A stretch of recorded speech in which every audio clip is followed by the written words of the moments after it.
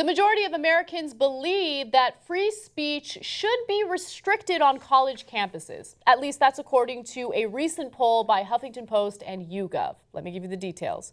43% of the respondents, and there were about 1,000 nationally representative individuals in this study, or survey I should say, said that making sure that students have an environment free from discrimination, even if that means placing some limits on what students can say, is more important than students having an absolute right to free speech. Now, let's stop for a second. It's important to mention that no one in this country has an absolute right to free speech. Yeah. However, a huge chunk of the respondents in this survey believe that, hey, you know what? Discriminatory language is a bad idea. We think that it's more important to limit that, restrict that, than to have absolute free speech on college campuses. What say you, John Iadarola?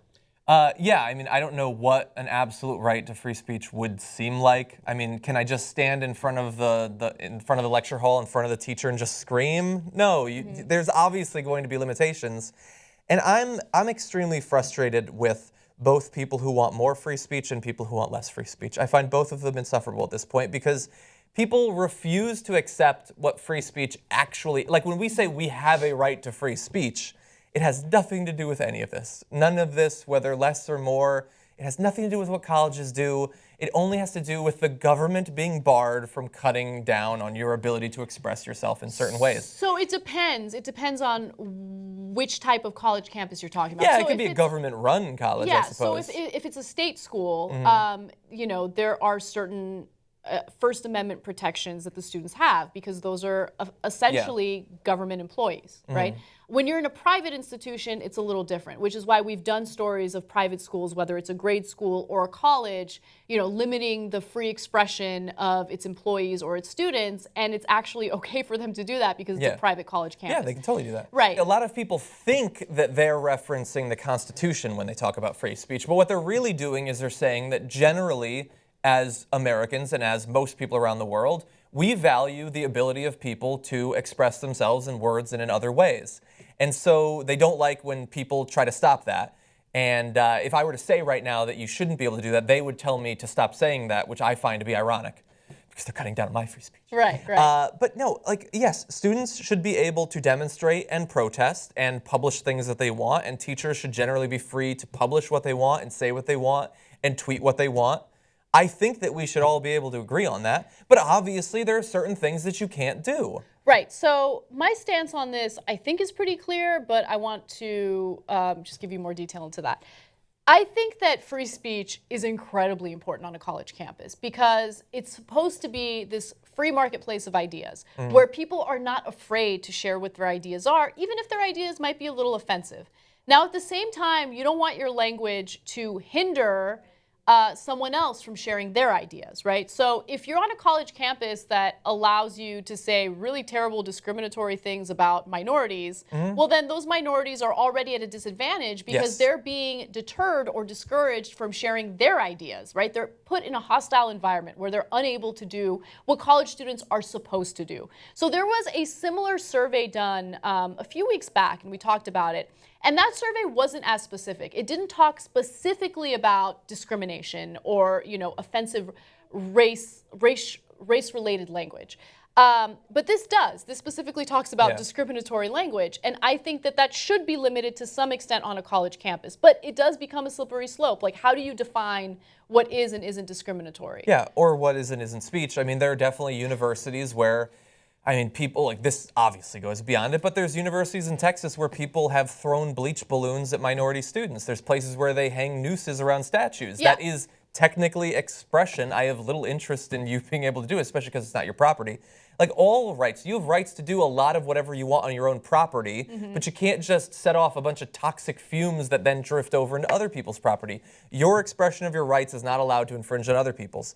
If a teacher is trying to teach and you don't like what he's saying because he's a liberal and you're a conservative or vice versa, you can't just keep yelling out that he's wrong. People have a right to be able to learn. That's a reasonable limitation on free speech. And you certainly can't create an environment where a group of people, whether a race or a gender or a religion or whatever, don't feel safe. That's exactly right. Now, obviously we have to decide what makes a person feel unsafe or not, but some people are reasonable, and we can have that discussion. So let me give you some more statistics from this survey. 38% said colleges should emphasize making sure that students have an absolute right to free speech, even if that means allowing offensive or racist comments. I don't fall in that camp either. So I don't agree with either camp. I'm somewhere in the middle, where I think certain language should be banned, because again, it deters students from actually being part of the discussion. And you don't want to be in a university somewhere in the South, let's say, that just openly discriminates against minorities. That's a terrible idea. Yeah. Again, it's supposed to be an environment for learning. At the same time, I'm against safe spaces. Like, for the love of God, the entire college campus. Well, that goes far beyond this. Yes, it does go far beyond this. College students have gone too far in that they will protest certain speakers from coming in and sharing their ideas. Commencement speeches are a little different because it's your graduation. You want to enjoy and celebrate. Maybe you don't want an Ann Coulter giving a speech. I understand that. But if someone's coming in to give a lecture, you got to allow it, even if someone has an ideology that goes against what you believe in. Because your ideology is supposed to be challenged on a college campus. You haven't even really formed an ideology yet. You're a child. I haven't formed an ideology yet, and I'm not a child, right? I have 3. We're growing as individuals. We're supposed to be, exposed to all these different ideas. And if we shut ourselves off to that, then we're not going to grow as people. The only thing that the wrinkle, and I'm not going to turn this into a big it's one thing to allow people to come onto the campus. It's a different thing when you allow people to come on campus and be paid $75,000 to do it. And I was on a budget committee that paid for speakers, and some of these speakers cost a lot of money. Right. Like, I have no problem with Kissinger coming and giving a speech. I don't want $100,000 going to him to do it. Yeah, I understand that, but here's the thing. There are plenty of professors at every university that you disagree with, and tuition goes toward those professors. You can't pick and choose who your tuition money goes to. Yeah. Sorry. Again, you're on a college campus. You're supposed to be exposed to ideas that might offend you a little bit. Yeah. All right, 53% stated that colleges should punish students who make racially offensive statements. Asked their opinion on the creation of departments specifically devoted to promoting diversity, though, 32% said they are an important initiative to support, while 42% called them a waste of money and resources. Do you have the next stat on that? Yes. The results were more lopsided on the question of whether a university president has a responsibility to address racist incidents on campus, with 72% supporting the notion and only 17% taking the opposite stance.